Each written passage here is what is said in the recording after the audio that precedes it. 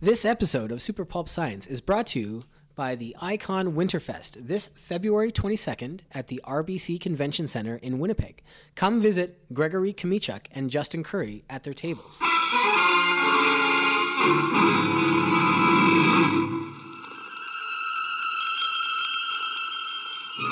Attention, citizens. It's time for Super Pulp Science.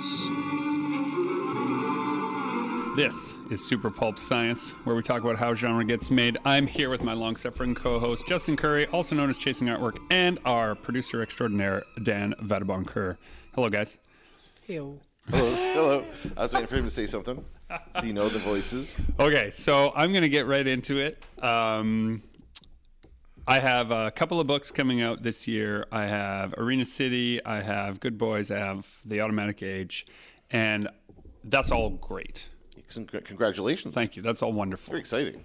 Now, there's a part, and I'm also doing this so why this is on my mind is I'm also doing this writer in residency, where I'm talking to people about the constituent pieces of their actual work, right? Like the actual parts that go into the story.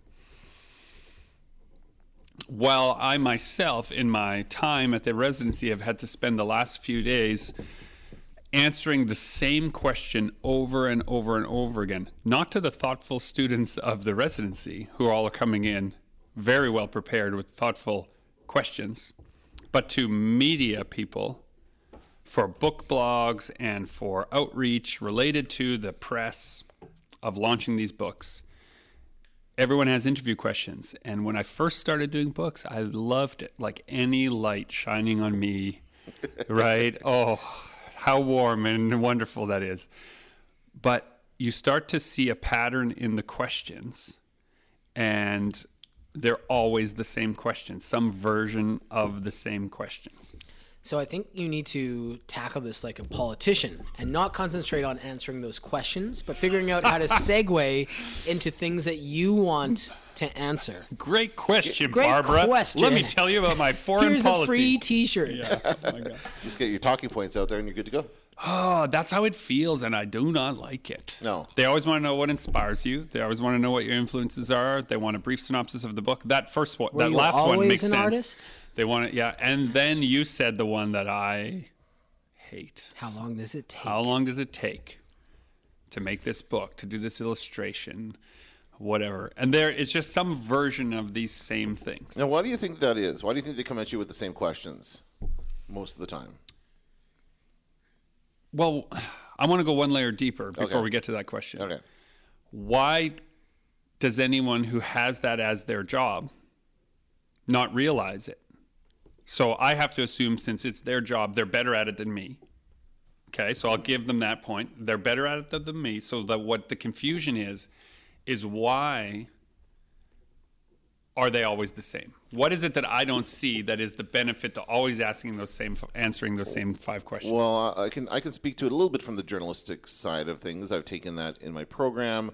I'm just kind of a radio journalist on CJOB. I do the newscast, but I also do interviews occasionally. And I think when you come at it from a journalist's point of view, they are covering a variety of different topics every day. It's something new every day. They've got a different story they're writing an article about or producing a TV story about. And so they do have somewhat formulaic questions that they've found works to get the answers they're looking for. And a lot of them come at it from that perspective as, I just need a quote here to fill in this part of this. A lot of them have already written the article before they even insert the quote. Mm-hmm. So they just need a quote that says, they've already figured it out in their mind. They want to structure it this way. They need you to say something about your inspirations. So they ask you that question. When we were doing some press for Red Earth, it became very obvious who that got in touch with us had written the article first. Yeah. And they were trying to guide it to their own thesis. And a couple of times we had to blow it up and say, listen, I don't know, like, those things are all wrong. Like, none of that happened. These things you want to fill in for. Making assumptions about the play that weren't true. None of those things happened. None of those things were part of our creative process. I can't answer. It's not that I don't want to answer these questions. It's that there is no answer for these questions, right? It's like I have a red sled. Why is your sled blue? Right? You become an asshole saying like, well, it's red, right? But Now, I could call that lazy journalism, and in some cases, that I do think that is that's a bit lazy just to kind of assume to already write it out and to kind of get close to plug it in. But the other thing to keep in mind is that these people are often very overworked. They're asked to cover more than one story per day, and in different things. They have to tweet about it. They have to post about it on social media. There's a lot more to the job now than there used to be. So they're not always able to come at it long term and properly think about it, which is what they should be doing. And initially, you should be conducting the interview first, then writing your story based on what you learned in the interview. That's how you really tell a story. Right. Journalistic lead. So one of the things I'm sensing is you're saying get down out of your ivory tower, have a little empathy with these people. These people have a job to do. Help them do their job. You're not a snowflake, Gregory. Yeah, You're right. just another hour of their day. Oh my God, that's so true.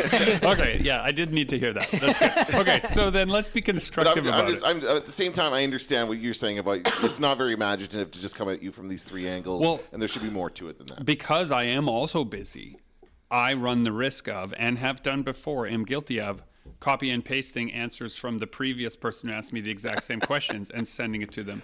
Because they also never, I shouldn't say never. In my experience, often the quote doesn't land. Even when I typed it out, it doesn't look the way I sent it to them. They've changed it, edited it. Are you talking about interviews over email? Email interviews, but also telephone interviews. See, I don't like email. Right.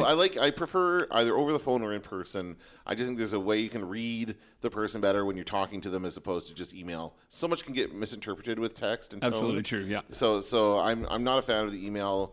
Then they're just copying and pasting. But you're saying they're not. They're changing your quote? Yeah, they get changed a lot. Okay, so at first, the very first time it happened where the exact same question was asked in multiple sources, and I copied the answer and sent it to multiple sources, it was at the suggestion of a PR person that said, you're too busy to answer. They all asked the same question. It is the same answer. Send them the same answer. Okay. Fair enough. Mm-hmm. And I was like, that felt insincere. And yet I feel that the questions are insincere. Yeah, you're totally right.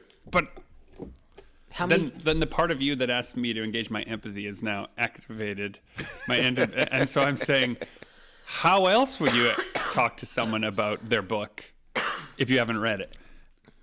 So let's figure out those questions. What are the questions that are better to ask about that? If we can do better, then my rant will stand. Let me see if I can come at this from I'm going to put my journalist hat on now. Okay, put your journalist hat. I'm interviewing you.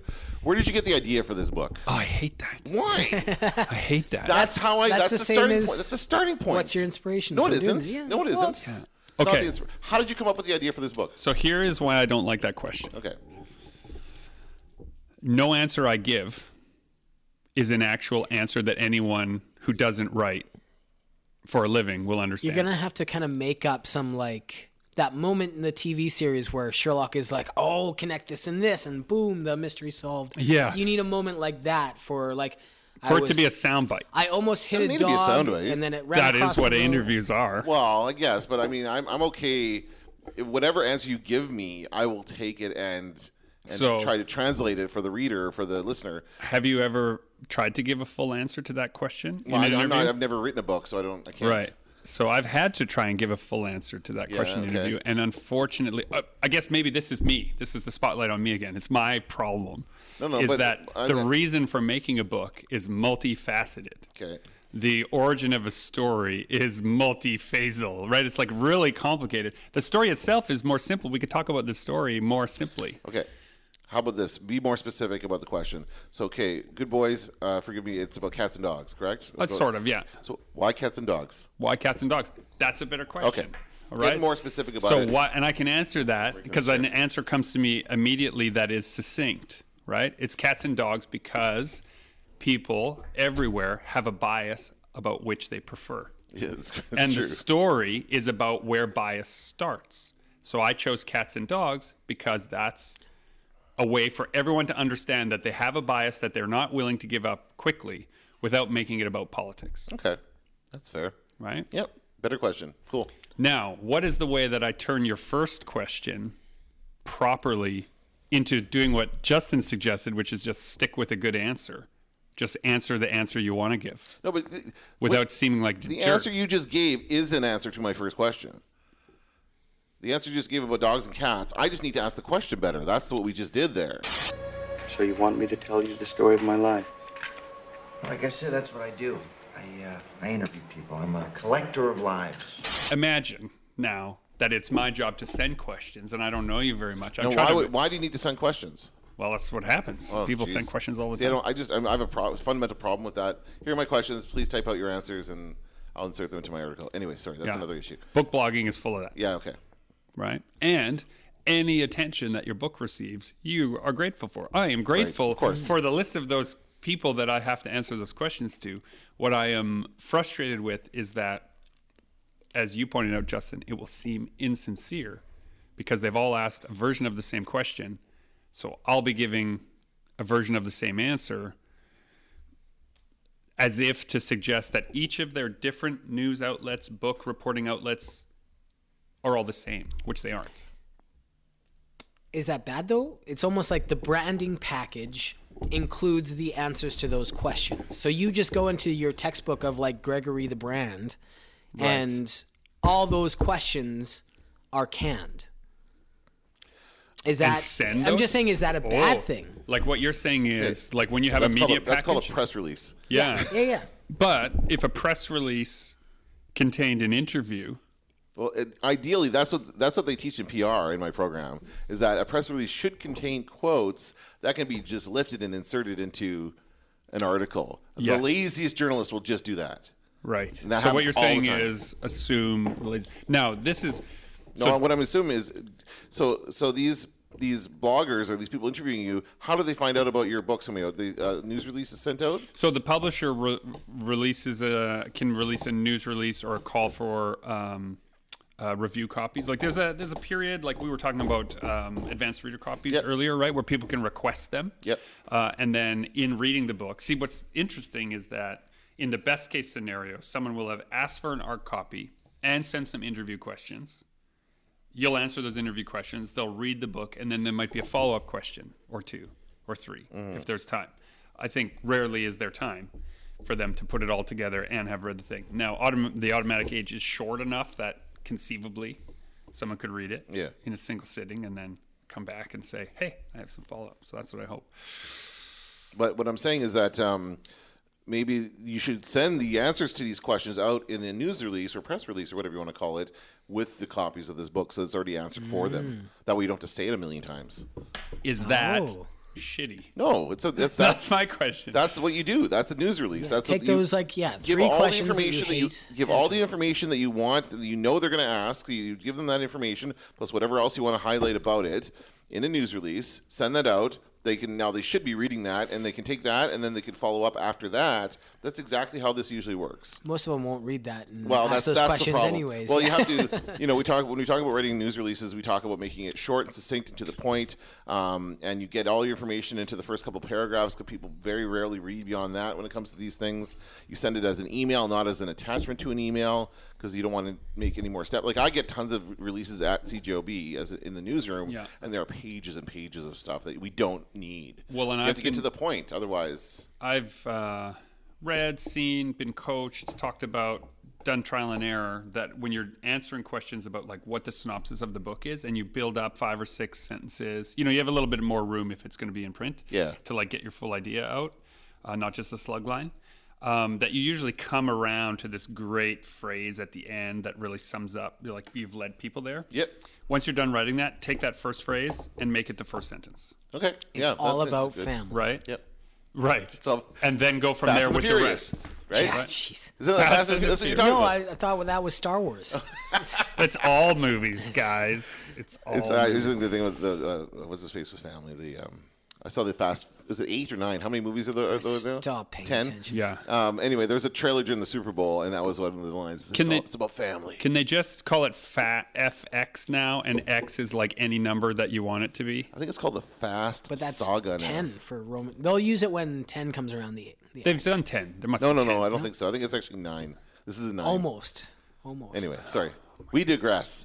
Continue. No, but it's on, in a way it's on topic because Okay, so I guess what I'm really getting at is I'm going to ask you guys these questions. Yeah. Okay. Okay? So you are the Dan. Thanks for coming on to Super Pulp Science. You are the creator of Media Nerds Podcast. Yes. Please tell me what inspires you. Movies and TV shows and Star Wars. Why? Well, they're just cool. See, that's not good enough. No, it's not. It's fucking, I'm just giving you the gears now. But Okay. that's what I'm getting at, right? How long does it take Now, you? Here's key. Can you give me a synopsis of your podcast? Well, basically, we sit down and we record the podcast. We go in pretty cold. I don't like to discuss things ahead of time with my co-host because that kind of eliminates the spontaneity of the conversation. We spend an hour recording. I spend an hour editing, and then we post it online. Damn it. They work. Well, it's a different process, though. It's a different process than writing a book, right? The thing is, part of the issue. But we're all creating things. I know, but it's easier to do a podcast. See, this may be the first time I've ever actually asked those questions with any type of sincerity to another person, and they were. You give me good answers. Well, I retract my previous statement. No, but it's the repetitive nature of the questions that bothers you. That is.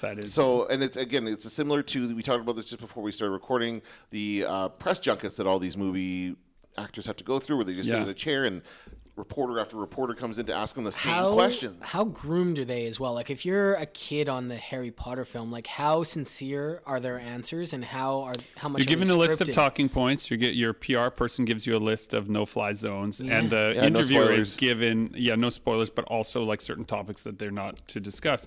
And I heard that lately, like people will put red herrings, like please do not discuss my father, right?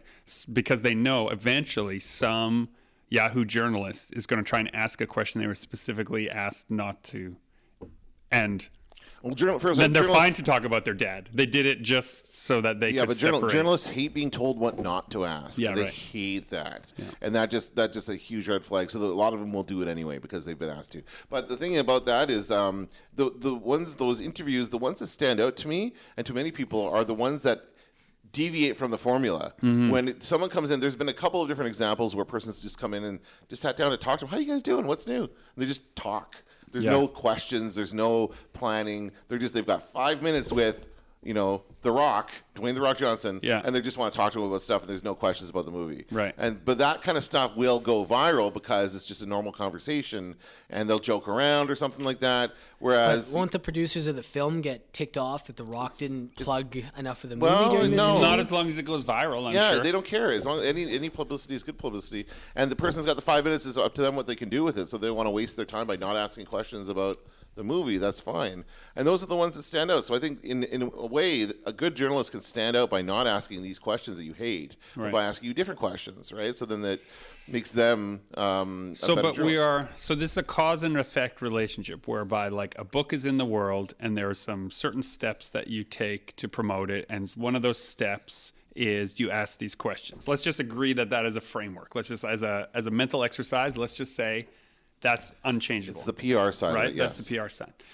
So given that is true, what do you guys suggest is a polite way that wouldn't seem too pushy that I could insert something that is more sincere into that correspondence without it seeming like I'm trying to take over or like tell them that they can't do their job?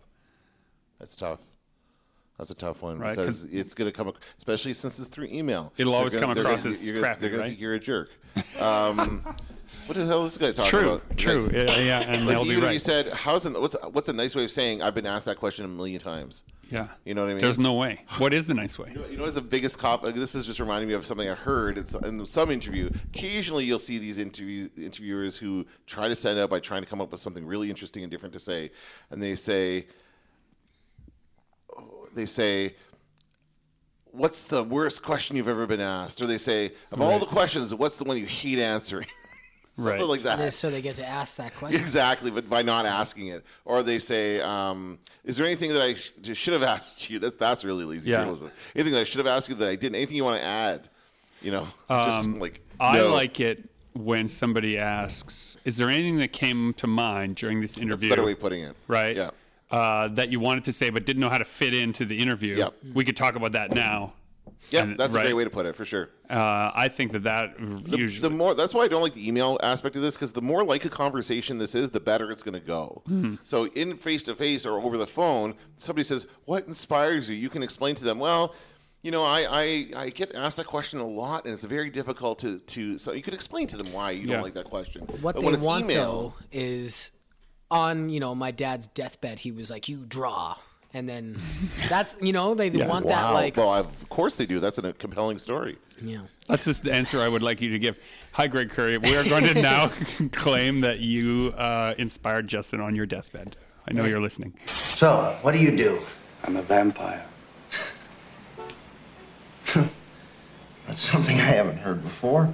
It's kind of like when they ask, like, how long does that take to do? They're kind of hoping for the crazy answer, like... Well, they're hoping for an interesting answer. Yeah. And unfortunately, they're asking a very uninteresting question to try and get an interesting answer. Yeah. Like, for example, I hear, Justin, you drew all these? No, come on. Nobody asks you You that. drew... Oh, yeah. Yeah. Like 100 times. But we're talking about like 100 times an hour. reporters or bloggers, or are these just people at your booth? People at the booth. People at the... Yeah. So, I mean, But that's different. But it's worse because it's a new one every 5 minutes. Oh, okay. Asking the same Just put the questions. sign up on your thing. Yes, I drew. We've joked about that a couple Yeah, of conventions. like a we all bunch sat of- around, like, of having the Like a- canned answers typed out for people to read. Yeah.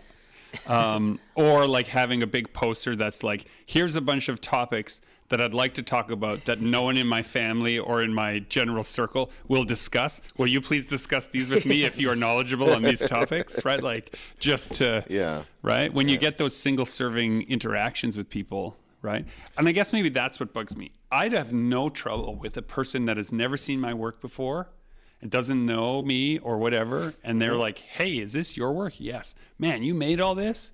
Yes, I did. Wow, that must take a long time. Well, you know, every job takes a long time, right? Because it's literally using up your life and you'll be dead soon, is what I usually say. No, I don't say No, that's a good answer. You should Right. say that. That's hilarious. but an interviewer knows it's my work, can look at any other interview I've ever given me that has answered these questions and know the answers yes. in 5 minutes.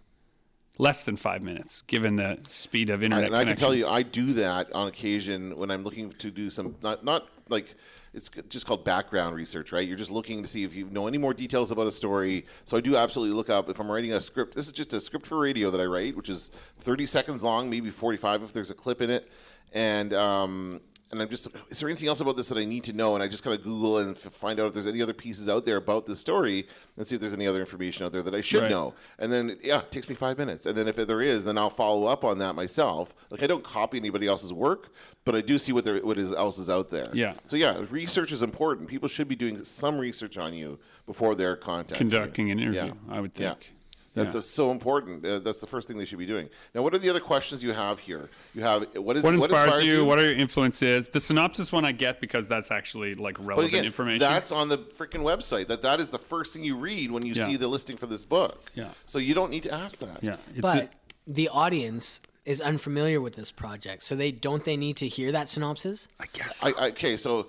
But why did they all? You don't like. It's great to have somebody say it again as a recording, as an audio or video recording. It's good to have the author saying it. But as far as a print interview goes, you don't need to say that. They can get that information from somewhere else. Right. I think that last one is not a great question at all. It's the worst of the three. Right. What are your influences? That's something I'm sure like musicians get asked a lot of times. Sure. Artists probably get asked that all the time, and I think that's a more general question as far as what. I mean, it is the same as what inspires you, but it is like, how did you become the artist you are Well, today? the reason I put these two together on my little notes here is because that ticks me. It annoys me because what inspires you and what are your influences same are made question. of the same stuff. Yeah, It's really exactly. the same question, and it shows a lack of understanding what you're really asking about. Like if you're a rocket scientist, right, and you're sending something up into space, I'm not going to ask you two of the same questions related to how things get into space. right, exactly. I'm going to be more specific. Well, you talk about how they Right? eat in space, or how they go to the bathroom in space, or Well, that kind of stuff. but I no, wouldn't. that's not the rocket scientist that does that. That's somebody else. That's right. I wouldn't say like, what inspired you to do the math? See, a lot of people want to know the human story behind everything. That's kind of part of what they teach in journalism school is Yeah. find the human story, find what motivated the person to do whatever it is that they did. Maybe all us And writers so- and artists, though, we're not that interesting. That's why we Well, make interesting work. You do make interesting work. No, and I think there We are put lots all of our interesting interesting stories. parts into our work. But again, your story has been told both your stories have been told many times in various interviews, articles, this podcast, in many forums. So again, do the research and you'll find the story. You don't need to ask you to recount the story. You know? I think it's on my mind too because yesterday I got an email from the producer who did Artist by Night Okay. to say that she's been exploring the idea of following up that documentary with a Where Are They Now? Oh, Yeah. Right? cool. And for the dear listener who doesn't know what we're talking about, there was a CBC documentary, not series, I guess, short documentary about David Alexander Robertson, Scott Henderson, and I called Artist by Night. And actually, I hadn't met those guys. That's where I met those guys and cool. ended up started working with them. And that's why, Scott's been on the podcast before. Shout out to Kelly Reese, who put that all together. But she asked some thoughtful questions just in her email about like the validity of revisiting that story. Like, is it just that the trajectory is the same, or is it that there is what's interesting about that path? Yes, you said you wanted to do this and now you're doing it. Well, that's actually not a story. Actually, just People following through on their claims is not a That's right. story. Yeah. What are the bumps along the road? And there's that one part in the documentary where you got greenlit for 2 books, and then the end of that story is drama-filled and... Oh, I guess that's true. Is that the cheesy? yeah. That's right, because that's That's you getting into bed with cheesing is on film. and me Oh. getting so excited. That is so true. And I'm like opening the email there for the first time, and I'm like, oh my God, they want my books. Oh my God, they want both books. Oh my God, this is going to be amazing. Now you know why they had no problem with saying yes to 2 Is books. Yes, because they're awful. is this available to watch anywhere? Because I haven't seen this documentary, and I'm sure many listeners haven't either. I will see if there is it's probably now on Vimeo because I believe the rights reverted back to her. You get like first broadcast rights, Yeah. and that would have been a few years ago. So that's probably come back around. Okay. I'm sure there's a place. Yeah, it'd be great to link to that in the show notes. I just would so be. people could, You can watch see it. the many ponytails of Mr. C in that in that documentary for sure. The first time I met David Alexander Robertson is also on screen, and this was me talking to Kelly. She's like, "Hey, I'd like you guys to meet. He's kind of a big deal," and I was like, "Oh yeah, he is kind of a big deal." And she's like, "Well, I'd like you to meet. So we should get together beforehand and then talk about how that's going to be, and then we'll put you on camera." And I was like, "No." Make it She's on like, camera. "What?" I'm like, "If we're going to do it," and I mean, it comes with being friends with other people who make documentary films. I'm like, if it's going to do it and it's going to go badly, we better see, Yeah, right? that's good. Like, we better try it. So let's do it on camera. Okay, she says, let's do that. And I said, and let's do it on camera as us asking each other interview questions in front of a crowd at Comic-Con. And she's like, no, that's bad. That's going to be bad for you if it goes badly. I'm like, yeah, but great drama. I'm thinking in my mind, like, Mike Sanders needs to make a documentary and I'm trying to help my buddy out. And Yeah. instead I'm like, but I'm the subject. So then the day before, I'm like, oh my God, I've arranged all this with the con What to have do I this, done? to have the mics there. We're going to record everything. And I'm like, I'm going to meet David Alexander Robertson right now. What if he hates me? What if I think he's too big for his britches? I'm going to have to now ask better questions than these ones we've been talking about, right? Yeah. And try to navigate that realm. Instead, he turned out to be a wonderful human being, Yes. and it was easy. But That's part of the fun of documentary filmmaking, I think. Yeah, isn't it? for Like, sure. Unknown. But yeah. I didn't have these things written down. I didn't have any of these questions. Well, again, at this time you hadn't been asked these questions a million times, True. right? Yeah. So this is since then. That's where you can go with the update. Where are they now? Well, he's sitting there answering these questions a million times today. So You said you were waiting for me. What were you gonna do? Kill me, drink my blood, all that stuff? Yes.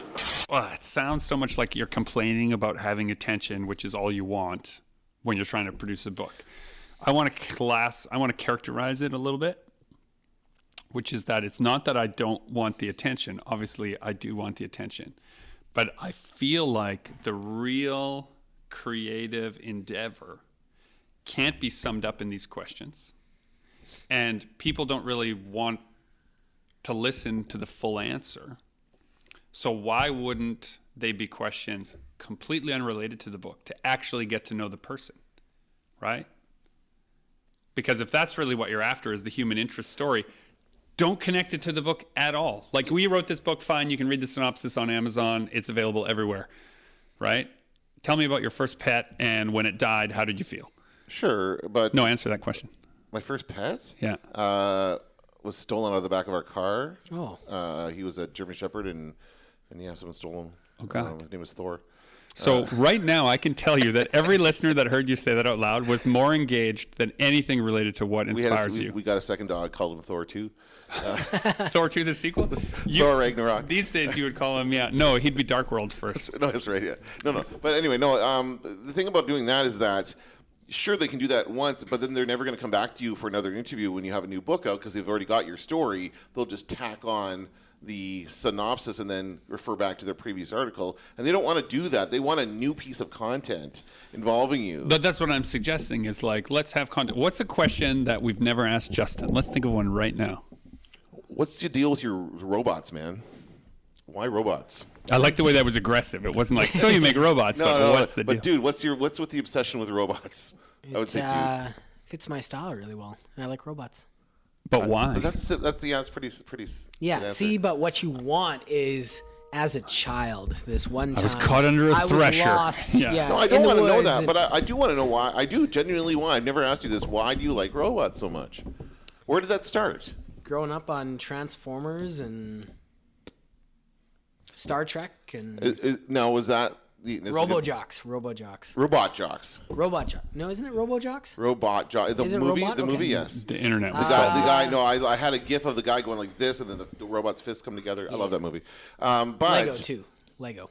But was the see, in Lego. Sorry, I don't mean to cut you off. I'm getting into the interview right now. But But go ahead. so am I. I'm into the interview. I see the connection here because you draw, quote unquote, in pieces. No, it's almost like brush strokes of broken glass more than like. Hence the shattered vector. Yeah, thing, when right? somebody listens and hears draw, they think it's line work, but he uses these pieces that go down and then form a general shape, just like Lego. Right? You start with all these different colored pieces, and then it makes a thing. What was the first robot that you quote unquote drew? It's actually, you can't see it, and this is terrible podcast stuff, but that frame picture on the other side of the pillar is the very first drawing that Mom found of mine. I'm gonna go look at it. Hold on a sec. I'm going to get it. I'll bring it Oh, you're bringing it over? Okay, cool. What is going on in this picture? So How old were you when you did this? I don't know. I think it says. Just the way it is. It kind of looks like the Dragon Nanny. It does. Oh, wow. It totally looks And like is it meant to be a robot? So you Okay. you drew on another book. Yeah.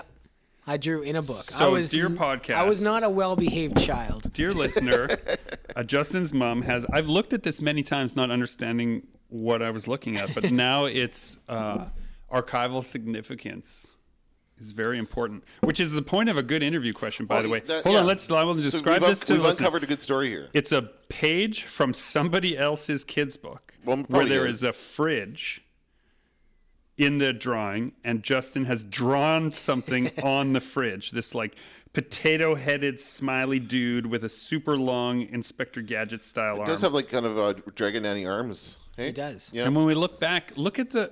Oh my goodness. Just the way it is, said his mother, and she hung it on the refrigerator. But that's referring to this photo. But now it's referring to this. Yeah. And it's so meta. Very. Okay, cool. so what we did here is we asked a real question. What's the button? A real question that we didn't know the answer to. We couldn't find by Googling. This is maybe what I'm at. The answers to any of these questions related to my work, you can find by Googling. Yes. Ask me something you can't find by Googling. That's right. That's exactly what you should do. Right? Yeah. What is with your relationship between big versus small in your compositions? Why?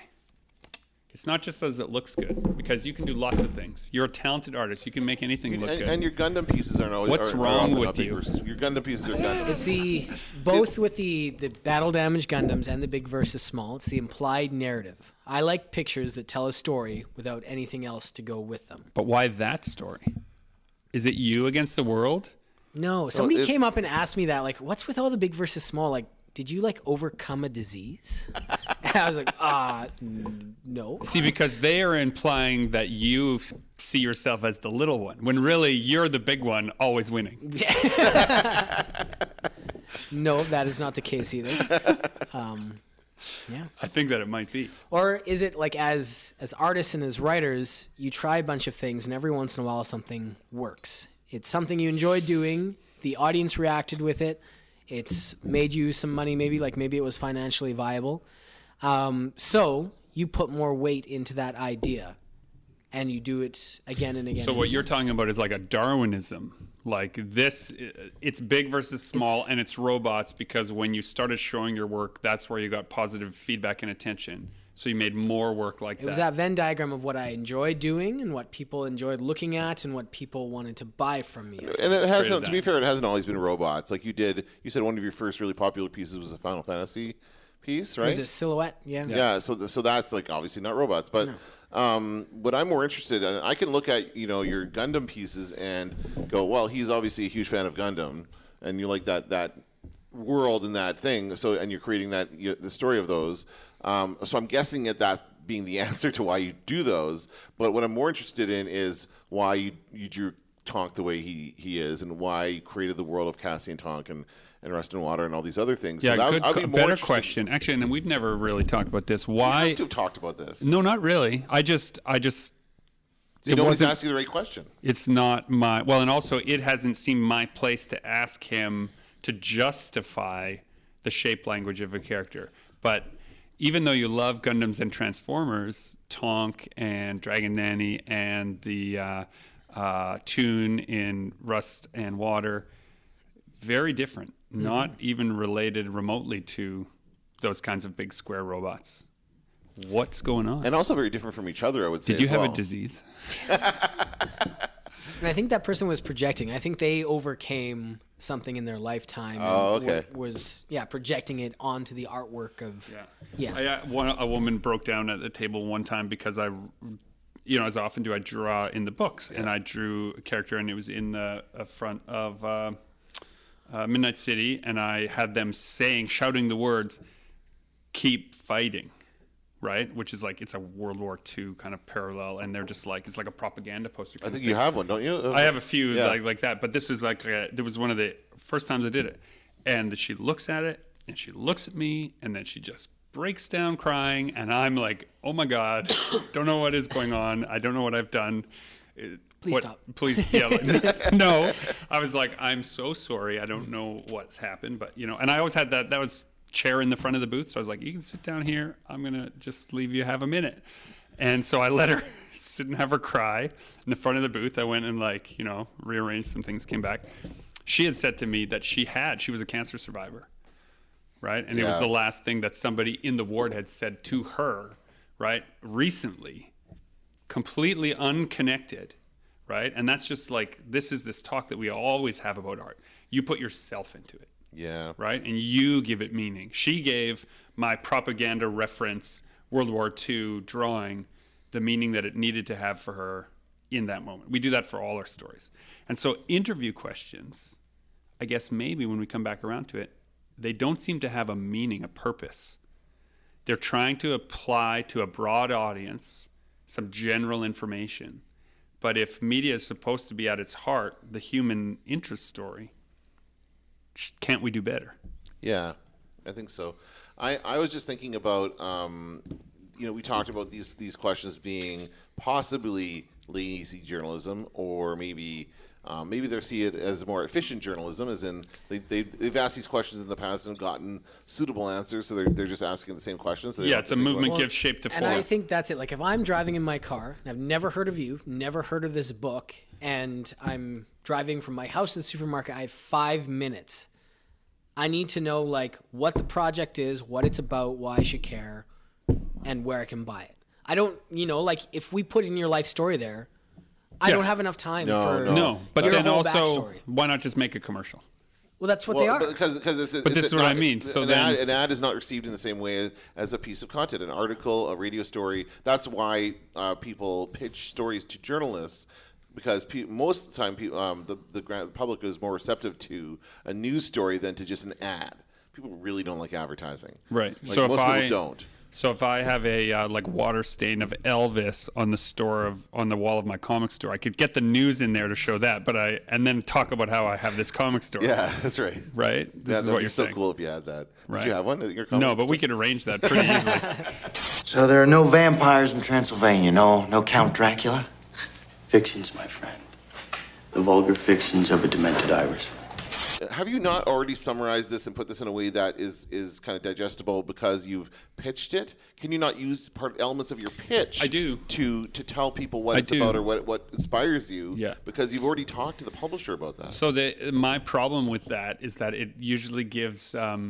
So when you pitch a book, you pitch it by comparing it to other books. Yes. But then by the time you're done writing it, it doesn't feel like either of those And two you don't things. want to compare it to other books right? at that point. And so that pitch material you can't use the same way to answer these questions. You couldn't say it's... Like I can't say it's Walking Dead meets iRobot now because it's so much more than that. The Automatic Age. That's what it was. That was the pitch. Pretty close. Okay. Right. But it's like when Scott Ford was on here and he talked about Arkland being... What did he say? It was Legend of Zelda meets District 9. And we remember it. Like, look at us. But that's They're- great. Like, those two things are awesome, and I want to see what the result of that is. But and your I kind of want to see ego what the gets in result the- of yours too. Yours is good too. But then it's our ego. My ego is in the way. I don't want to compare it to two other people's Right. work. Yeah. Even though clarity is supposed to be key, and if that puts the right picture in your mind. And I think, to be honest, I would say that if you can put your ego aside, that's a very effective way of communicating that to the journalist. In general, putting your ego aside is a better way to communicate to people for sure. But we've kind of got way off track here. We're supposed to be coming up with better questions. No, but I think what we've done is you answer. Yeah, we've discovered the merit to those questions and why they're the way they are. What you've done is allowed me to constructively rant. Yes. You just needed to get that out of your system and have your little post. And to draw attention to a piece of the ecosystem, right? That just is how it is. It's like you don't look in a pond and get angry. I'm seeing this now more clearly than I did a half an hour ago. Okay. You shouldn't look in the pond and be angry that the fish are all that shape. Right? That's They're just all the that shape for a reason. For a reason, right? There's Can't clearly. imagine anyone getting angry about that. It's made of the same fish, stuff. they're all the same. Me being angry at these questions is the same as me being like, Yes. why are the fish all that shape? Because I didn't design the ecosystem that they're functioning in.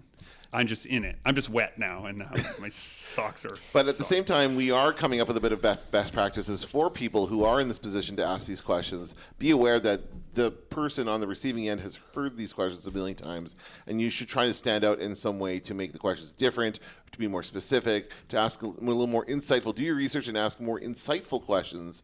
You'll engage the author, the interview subject more, and therefore probably receive better answers, I would say. Another pro tip that I've been thinking about in the last couple of days is I'm in development of one of my next books, Dragon Nanny, that's Gregory's working on as well. We're going to get pressed for that. And we recently had like a big puzzle piece of the book change. The whole dynamic between the characters and how the story is going to flow. Sudden text in the middle of making dinner one day, and it's Justin with like the perfect book fixer. But it completely changed the story. Yeah. And I was thinking, I need to be making notes about this journey because in a couple months when the book is done, we're going to forget. Yeah, we'll only remember our great idea. Yeah.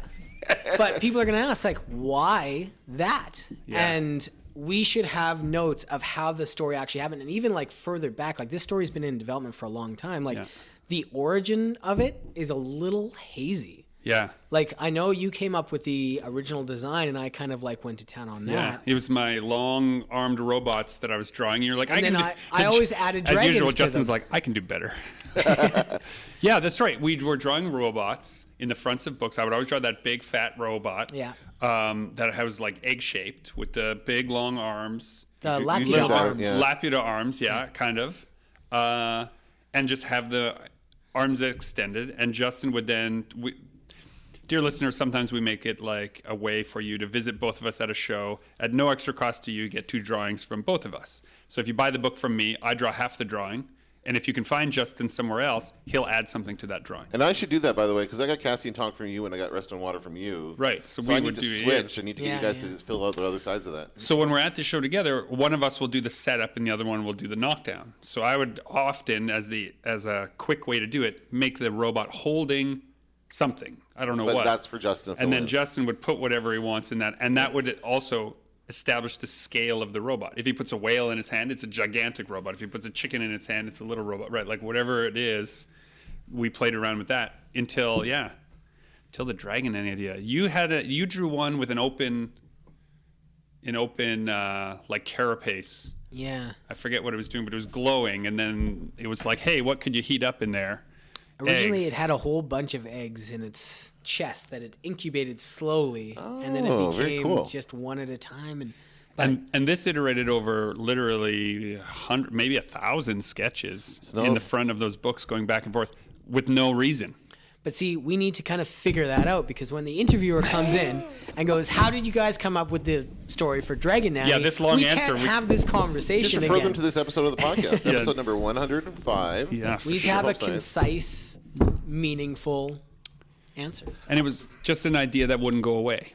See, I don't think there's anything wrong with that. And in the context of a TV interview or a radio interview, that conversation you guys just had is great. In the context of a print interview, it's not, because it's hard to translate that. And people only have, like, again, when you're reading print articles, people only want to read 500 words or whatever. It's a very short piece. Yeah. So it all depends on which media you're using to tell that story.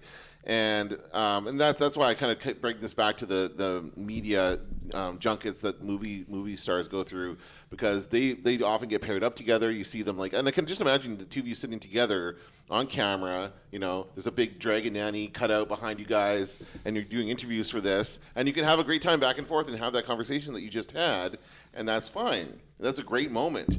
But yeah, it's the question is, how do you translate that to print? That's really the only issue here. Translating it to print is the problem. Coming up with a nice little quote. But the thing is that what you do then, you think about the answers to these questions and try to digest it down into really easily, what you say, sound bites or whatever you want to call it, and put that in your news release.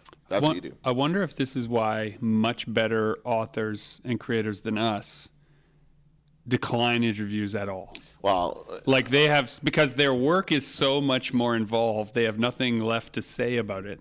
Whereas we're like, just pick me, look over some here. of these authors don't need the press Yeah. necessarily.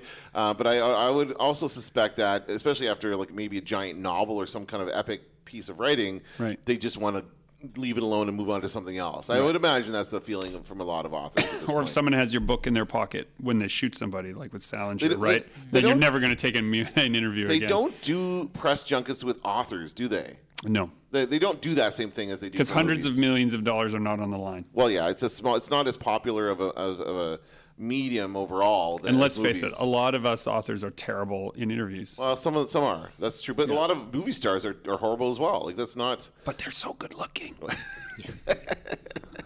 Well, in my mind, the more entertaining ones are the ones where the actor gets upset with the interviewer and does something cranky or something between stupid. two ferns is a thing. Exactly, God. it's exactly what that's making fun of. Yeah, exactly. Yeah. Anyway, Oh, man, so all right. amazing. That's fun. I think we've come to a lot of good conclusions today, and it's a good discussion to have. And I would encourage the listeners to submit your questions to us. If you had to ask a question to Gregory or Justin about their work, what would you ask? Yeah, Give good question. us some good These questions. can be big or small questions, and they can be way I know offside questions. we did our question and answer episode already, but I'm talking specifically in the context if you were going to sit down and interview these guys, what would you ask? Yeah, like constructively, if you heard it on the radio or were reading it somewhere, what's something you would find of value? Yeah, Right? That's right. What are those questions? We don't know.